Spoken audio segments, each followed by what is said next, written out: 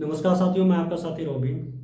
आज हम इस वीडियो में चक्रवृद्धि ब्याज से संबंधित सवाल का हल बताएंगे, वो भी यूनिक तरीके से बताएंगे। बिना पेन पेपर की मदद से एग्जाम में आप देखेंगे, मेंटल कैलकुलेशन कर पाएंगे।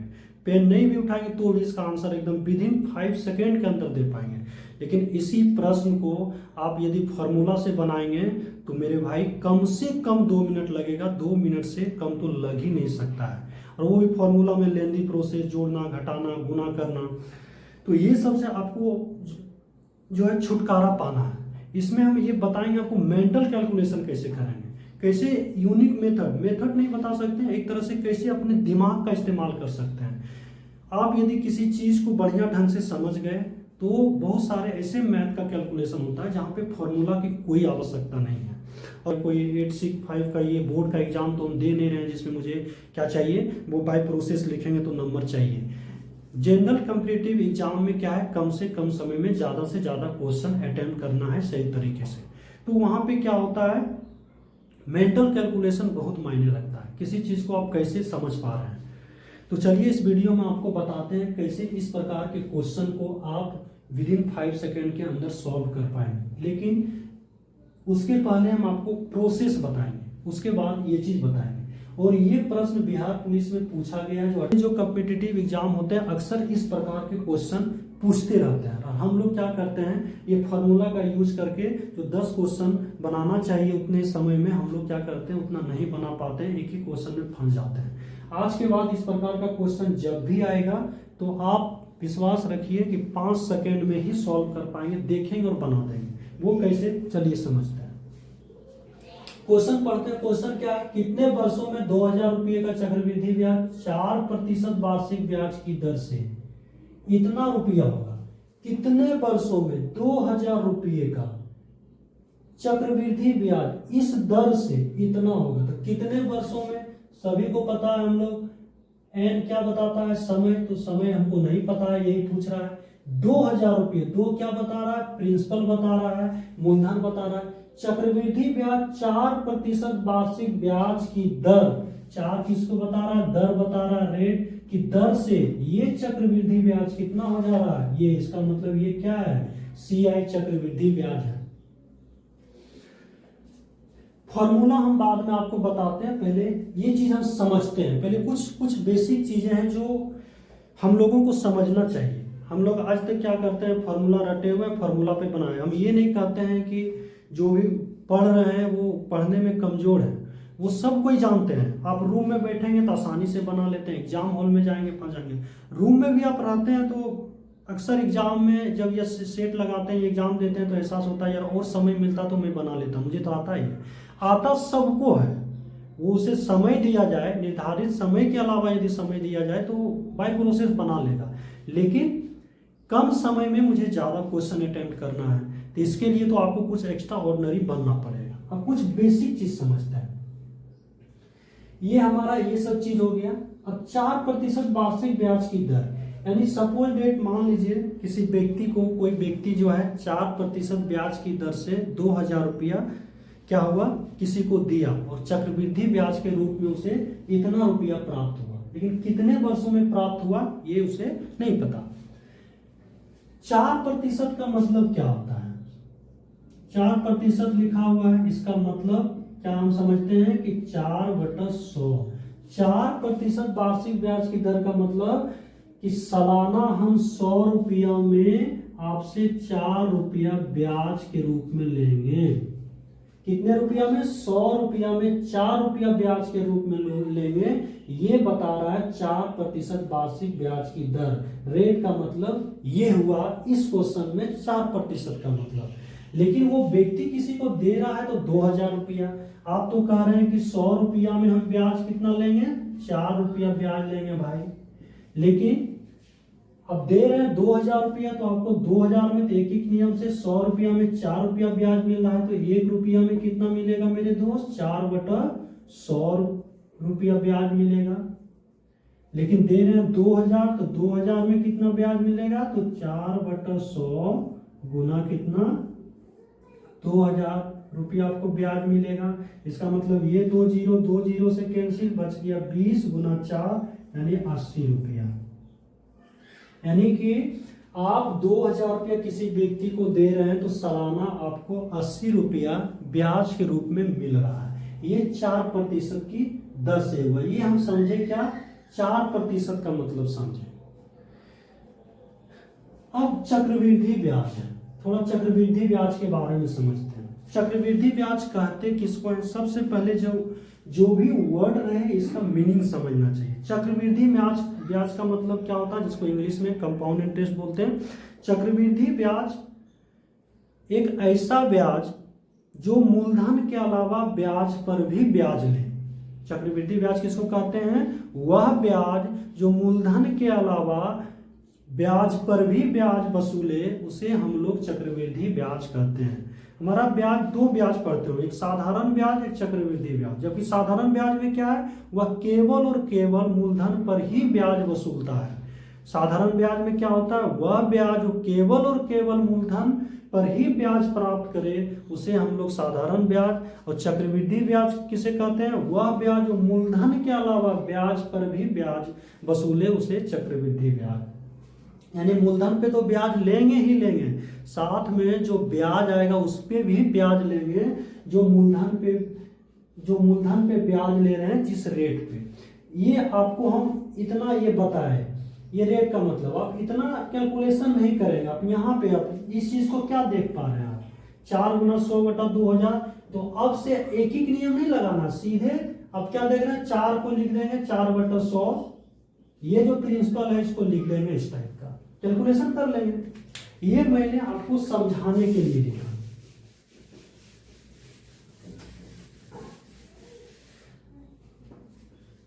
मैंने एक एक नियम से समझाने के लिए लिखा। आज के बाद अब क्या करेंगे, 4% है तो इसको फ्रैक्शन में लिख लेंगे 4/100। 100 रुपया पे 4 रुपया ले रहे हैं तो 2000 पे गुना 2000 कर देंगे, 0 0 कैंसिल, 80 रुपया आ गया।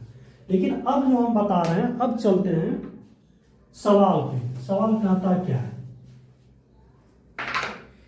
यदि हम 163.20 रुपया को ले आए, चाहे वो जितना साल लगे, तो वो साल निकल जाएगा कि नहीं? ये रुपया यदि ले आए तो कैसे निकालेंगे वो देखिए। अभी कोई फॉर्मूला यूज नहीं करेंगे, और ये जब मेथड बता देंगे तो अंत में आपको हम बताएंगे, बिना पेन पेपर की सहायता से आप सवाल देखेंगे, आंसर क्लिक कर देंगे। मेरा अब फोकस किस पे है, मुझे कोई फॉर्मूला याद नहीं, बस मेंटल कैलकुलेशन कर रहे हैं। फोकस क्या है, यही तो लाना है मेरे दोस्त।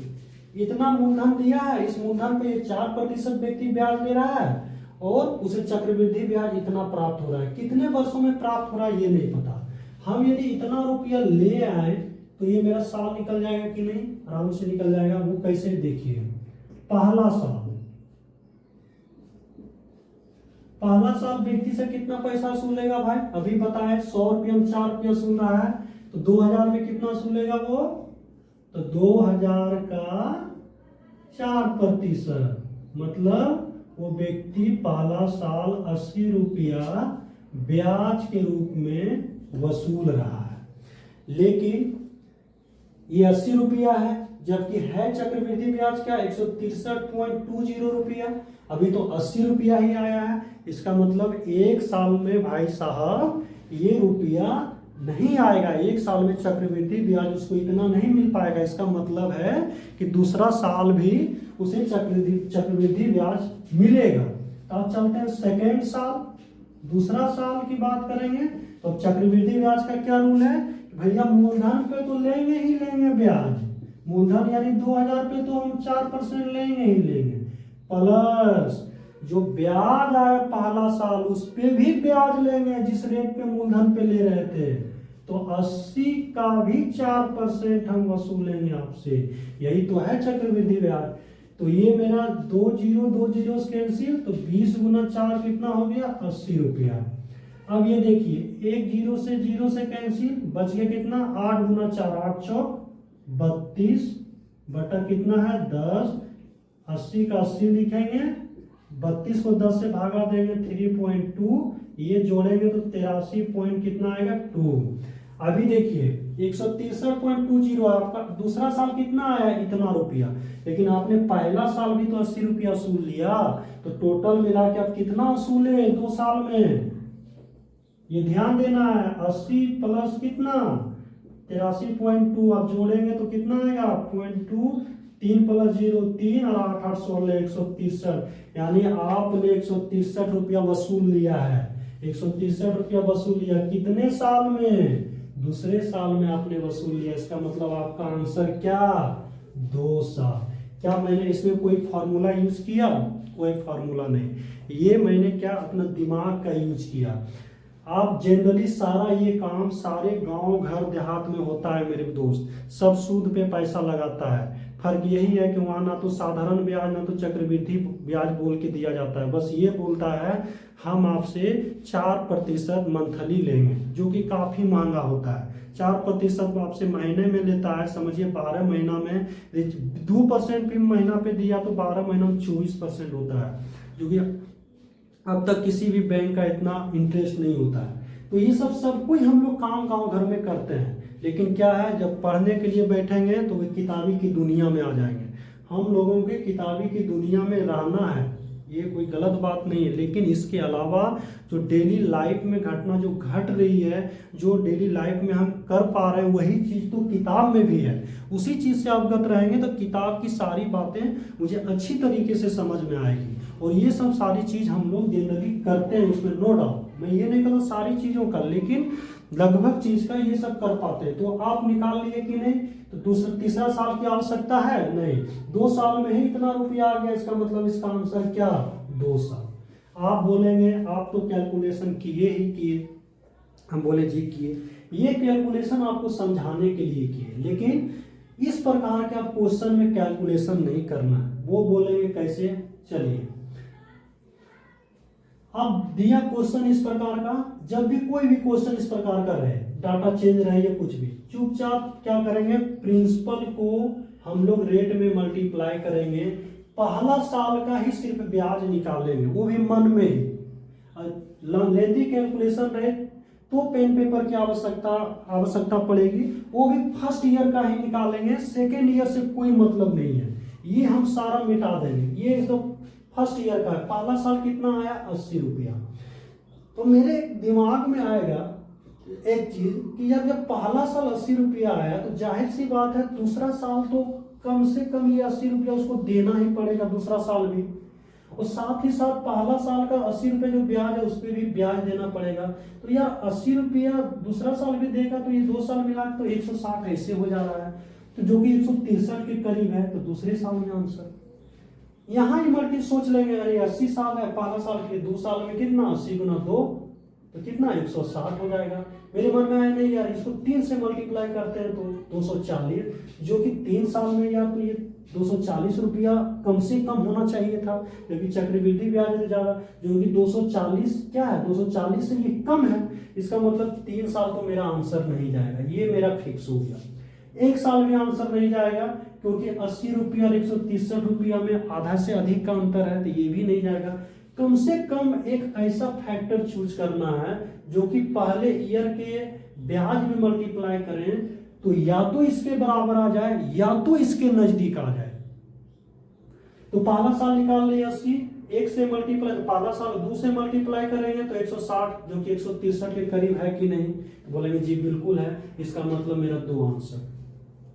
तो मेंटल कैलकुलेशन का यूज हुआ कि नहीं। आप कुछ भी पेन पेपर मत उठाइए, इस प्रकार का सवाल आए, अच्छा कितने वर्षों में 2000 रुपये का चक्रवृद्धि ब्याज इतना प्रति वार्षिक दर से इतना रुपया होगा, अच्छा चक्रवृद्धि ब्याज इतना हो जाता है कितने वर्षों में, तो मूलधन दिया हुआ है, मूलधन गुना ब्याज करेंगे, मेरा पहला साल निकल गया 80 रुपया, मन में सोचेंगे 80 रुपया आ गया, अच्छा 163 ही है, 80 को 2 से मल्टी 160 यानी 163 के करीब आया, 2 मेरा आंसर गया, कहानी खत्म। 3 साल लेते हैं तो 80 को 3 से मल्टीप्लाई करेंगे तो 240 रुपया, जो कि 163 से बहुत ज्यादा है। 4 से करेंगे तो और आ जाएगा 320 रुपया, और इससे ज्यादा 5 से करेंगे 400 रुपया और ज्यादा। तो इस प्रकार हमारा क्या हो जाएगा 2 आंसर, कोई भी फॉर्मूला यूज नहीं किए। फॉर्मूला की यदि हम बात करते हैं तो फॉर्मूला इसका CI बराबर क्या होता है, मूलधन गुना 1 प्लस r/100 का पावर n, जो समय को n बता रहा है, -1 ब्रैकेट बंद। ये फॉर्मूला में आप देखेंगे तो ये 4 टर्म से मिलकर बना है, जो कि 4 टर्म वेरिएबल है। कौन कौन? तो एक तो चक्रवृद्धि ब्याज, दूसरा p मूलधन, तीसरा r रेट हो गया, चौथा n जो समय को बताता है। ये 4 वेरिएबल यानी अचर पद से मिलकर फॉर्मूला बना है। एग्जाम में जब भी देगा क्वेश्चन आपको, तो ये 4 में से 3 देगा, तभी वो चौथा पूछ सकता है। 4 में से 2 कभी नहीं देगा, 2 दे के 2 कभी नहीं पूछ सकता है। 2 देगा तो अगला 2 निकाला ही नहीं जा सकता है, और निकालना भी होगा तो अगले 2 में कुछ ना कुछ रिलेशन चाहिए। तो अक्सर एग्जाम में 4, यदि फॉर्मूला 4 टर्म से बना है तो 3 टर्म हमेशा आपको एग्जाम में मिलेगा। अब 3 टर्म देखिए, यहाँ भी है, मूलधन दिया हुआ है कि नहीं, बोलेंगे है। रेट दिया हुआ है कि नहीं, 4%, बोलेंगे है। CI दिया हुआ है कि नहीं, बोलेंगे है। तो आपसे देखिए क्या पूछ रहा है, n पूछ रहा है।